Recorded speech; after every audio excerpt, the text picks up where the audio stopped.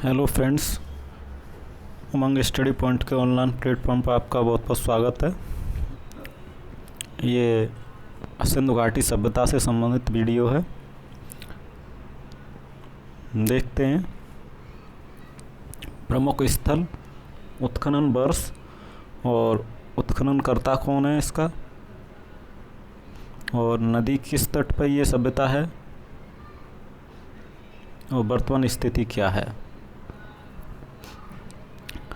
वो हड़प्पा,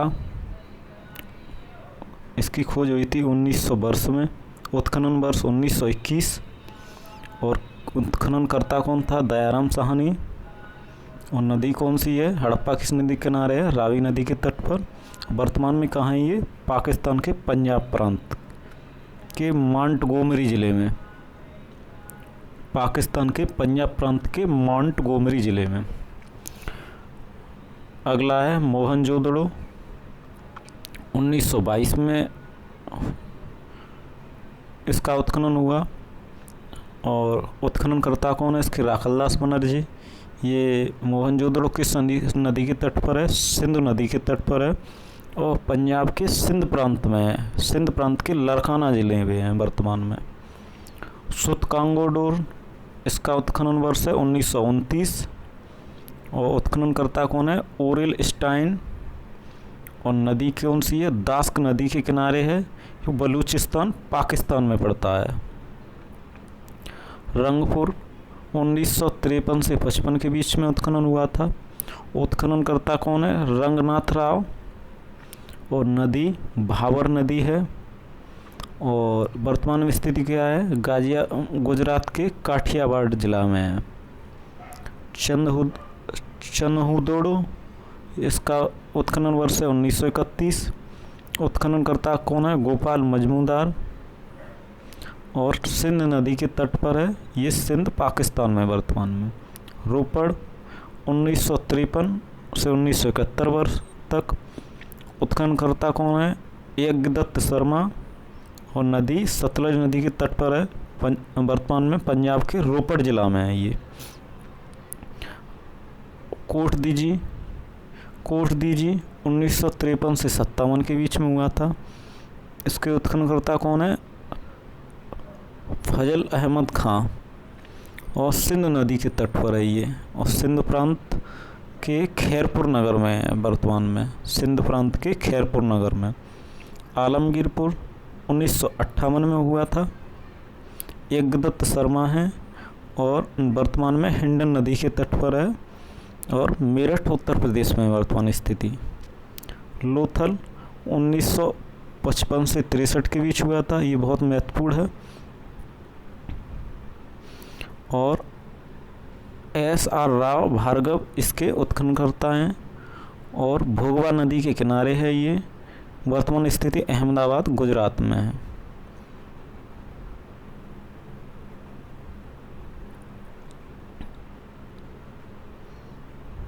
अगला देखते हैं कालीगंगा, 1953 से 1960 में। BR लाल और BK थापर इसके उत्खनन करता है। वर्तमान में यह घाघरा नदी के तट पर है और हनुमानगढ़ जिला राजस्थान में है। कालवड़ 1967 में उत्खनन हुआ। इसके उत्खननकर्ता कौन है? आलविन, जो ताप्ती नदी के तट पर है और वर्तमान में गुजरात में है। सुरकोटदा 1970 से 72 के बीच हुआ। यज्ञदत्त शर्मा इसके उत्खननकर्ता हैं और ये कच्छ गुजरात में है वर्तमान में। बनावली 1973-74 में इसका उत्खनन हुआ। रविंद्र सिंह बिष्ट इसके उत्खनन करता है, घाघरा नदी के तट पर है। वर्तमान में हिसार हरियाणा में पड़ता है। आगे देखते हैं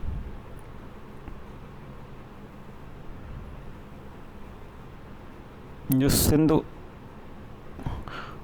सिंधु काल में जो विदेशी व्यापार होता था वो देखते हैं। किन किन वस्तुओं का विदेशी व्यापार होता था और कहाँ से होता था। तावा, ये खेतड़ी राजस्थान में पड़ता है, बलूचिस्तान और ओमान से आता था। तावा खेतड़ी बलूचिस्तान और ओमान से आता था। चांदी अफ़गानिस्तान और ईरान से व्यापार होता था। चांदी अफ़गानिस्तान और ईरान के साथ व्यापार होता था। सोना कर्नाटक अफ़गानिस्तान और ईरान के साथ व्यापार होता था। सोना कर्नाटक अफ़गानिस्तान और ईरान के साथ व्यापार होता था। टिन अफ़गानिस्तान और ईरान के साथ व्यापार होता था। गोमेद सौराष्ट्र के साथ व्यापार था। लाजवर्द मेसोपोटामिया के साथ व्यापार होता था। एक बार फिर देखते हैं। तावा खेतड़ी बलूचिस्तान और ओमान से। चांदी अफ़गानिस्तान और ईरान से। और सोना कर्नाटक अफ़गानिस्तान और ईरान से। टिन अफ़गानिस्तान और ईरान से। गोमेद सौराष्ट्र से।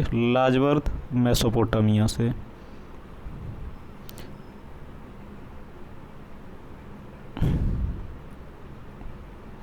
सीसा ईरान से। सैलखड़ी राजस्थान गुजरात और बलूचिस्तान से। सैलखड़ी राजस्थान गुजरात और बलूचिस्तान से। हरित मणि दक्षिणी भारत से। फिरोजा ईरान से। स्लेट कांगड़ा से। और शिलाजीत हिमालय क्षेत्र से। सीसा ईरान से। सैलखड़ी राजस्थान गुजरात और बलूचिस्तान से।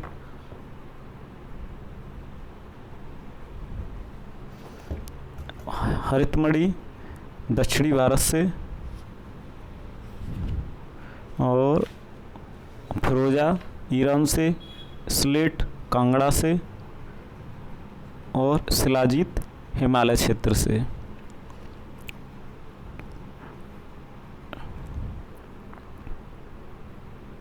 आगे देखते हैं।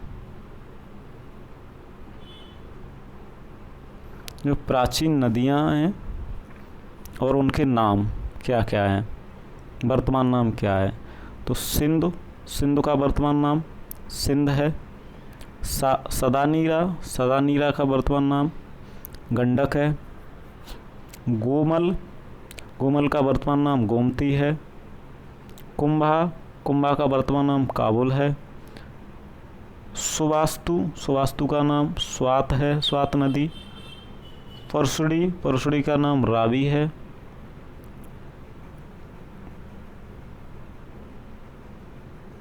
बितिस्ता का नाम झेलम है। अस्किनी चिनाब है वर्तमान में। सतुद्री सतलज है वर्तमान में। मरुवर्धमान है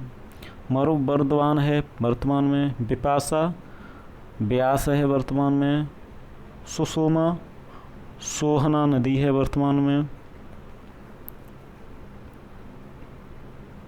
और सरस्वती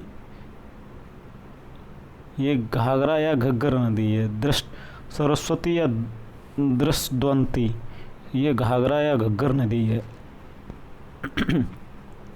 कुछ विवाह से संबंधित वो दिए गए हैं।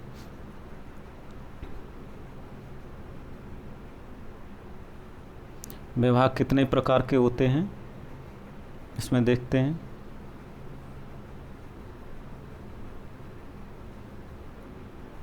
एक होता है दैव विवाह। इस प्रकार के विवाह में यज्ञ करने वाले ऋषि के साथ कन्या का विवाह किया जाता है।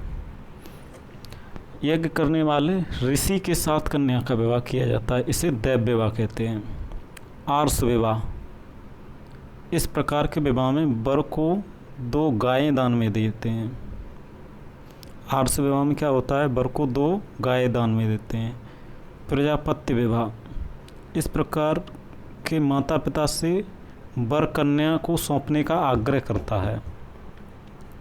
प्रजातंत्र विवाह में माता पिता से वर कन्या सौंपने का आग्रह करता है। राक्षस विवाह में क्या होता है, सोती हुई कन्या का अपहरण करके उससे विवाह करता है। वर सोती हुई कन्या का अपहरण करके उससे विवाह करता है। और है गंधर्व विवाह। गंधर्व विवाह में क्या होता है, इसमें वर वधू में आपस में प्रेम हो जाने से विवाह होता है। ये सहमति से विवाह कर लेते हैं। आसुर विवाह, इस विवाह में वर या वधू को शुल्क दिया जाता है, इसे क्रय विवाह भी होता है, मतलब क्रय विवाह भी कहते हैं। पैशाच विवाह, इस विवाह में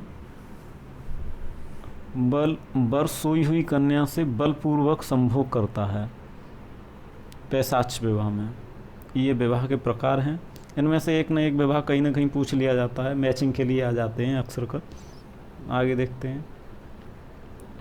ऋग्वैदिक कालीन कुछ देवता हैं, उन्हें देखते हैं। देवता, उनका संबंध किससे था? इंद्र युद्ध का नेता था और वर्षा का देवता था। इंद्र का नेता, युद्ध का नेता और वर्षा का देवता था। अग्नि देवता एवं मनुष्य के बीच मध्यस्थ करता था। अग्नि को देवता एवं मनुष्य के बीच मध्यस्थ माना जाता था। वरुण पृथ्वी एवं सूर्य का निर्माता। समुद्र का देवता, विश्व के नियामक एवं शासक। सत्य का प्रतीक, ऋतु परिवर्तन एवं दिन रात का कर्ता। वरुण का देखते हैं, पृथ्वी एवं सूर्य का निर्माता, समुद्र का देवता, विश्व का नियामक एवं शासक, सत्य का प्रतीक, ऋतु परिवर्तन एवं दिन रात का कर्ता।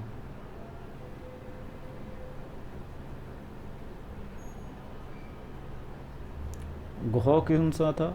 आकाश का देवता, सबसे प्राचीन था ये। सोम वनस्पति देवता था। उषा प्रगति एवं उत्थान का देवता। आश्विन विपत्तियों को रहने वाला देवता, विपत्तियों को हरने वाला देवता। आश्विन विपत्तियों को हरने वाला देवता। पूषण पशुओं का देवता। विष्णु विश्व के संरक्षक एवं पालनकर्ता। इंद्र के विभिन्न नाम क्या क्या थे ऋग्वैदिक काल में? अन्य नाम क्या थे? रथिष्ठ कुशल रथ योद्धा, रथिष्ठ कुशल रथ योद्धा। विजयेंद्र महान विजेता। पुरंदर शत्रु के पुरों को नष्ट करने वाला, अर्थात शत्रु के किलों को नष्ट करने वाला पुरंदर। सोमपाल सोम का पालन करने वाला। सतकृत ऐसो सत्य धारण करने वाला। वृत्रहन व्रत राक्षस का संहार करने वाला। व्रत राक्षस का संहार करने वाला। मधवा दानशील होने का कारण। मधवा नाम क्यों दिया गया था? दानशील थे इसलिए। आगे देखते हैं।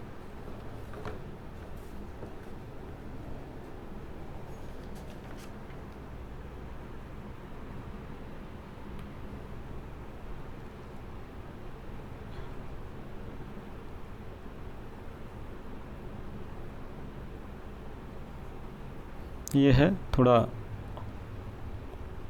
उपनिषदों की कितनी संख्या है? 108। और वेदांगों की संख्या कितनी है? 6। वेदों की संख्या कितनी है? 4। वेद किसने लिखे? महर्षि कृष्णद्वैपायन वेद व्यास ने। पुराणों की संख्या कितनी है? 18। और अष्टाध्यायी के लेखक कौन थे? पाणिनि। सिंधु सभ्यता की खोज किसने की थी? राय बहादुर दयाराम साहनी ने। और आर्यों की भाषा कौन सी थी? Sanskrit. Thank you friends. Video अच्छा लगा हो तो शेयर कीजिए, और चैनल पे अभी आप नए हैं तो सब्सक्राइब ज़रूर कीजिए। धन्यवाद।